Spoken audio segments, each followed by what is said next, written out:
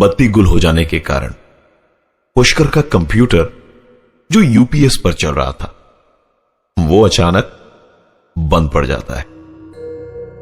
पुष्कर के दोस्त निहार ने उसे फोन करा और कहा, यार तू वीडियो चैट पर कुछ बोल क्यों नहीं रहा है, ऐसे चुपचाप कंप्यूटर के सामने क्यों बैठा हुआ है।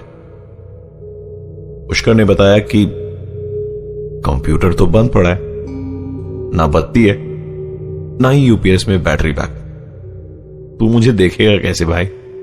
निहार की हंसी छूट पड़ी तो उसने कहा, बड़ा आया हीरो बनने, मुझे मालूम है बॉस, अंदर ही अंदर तेरी हालत बहुत खराब हो चुकी है।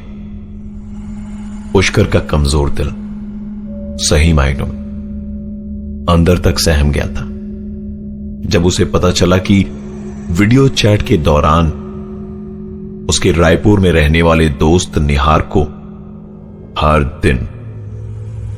दिन पुष्कर के बगल में एक ऐसा इंसान दिखाई देता है जो हकीकत में है ही नहीं। उस दिन पुष्कर और अपनी ऑफिस में काम नहीं कर पाया। हर रोज की तरह ना ही अपने दोस्तों से मिला और ना ही किसी ढाबे पर बैठकर गप्पे मारी।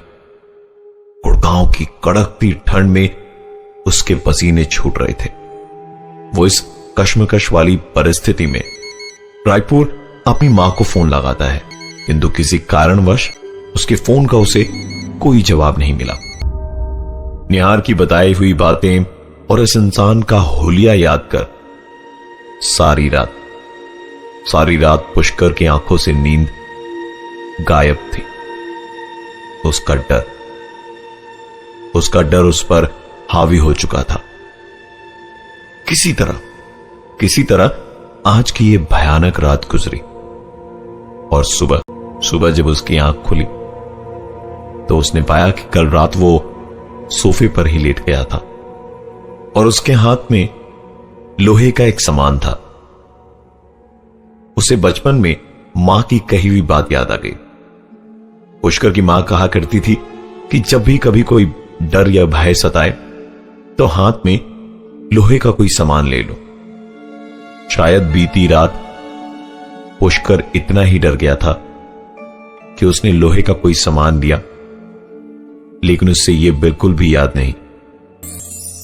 पुष्कर ने अपना होश संभाला और ऑफिस के लिए तैयार होने लगा। आज ऑफिस पहुंचने में उसे थोड़ी लेट होने वाली थी क्योंकि आंख खुलते खुलते काफी समय निकल गया था। अपने ऑफिस के लिफ्ट में भीड़ होने के बावजूद पुष्कर को एक अजीब सा डर लग रहा था। उसे बड़ी घुटन महसूस हो रही थी और ऐसा लग रहा था जैसे कोई बार बार उसके कान के पास आकर उसका नाम ले रहा हो।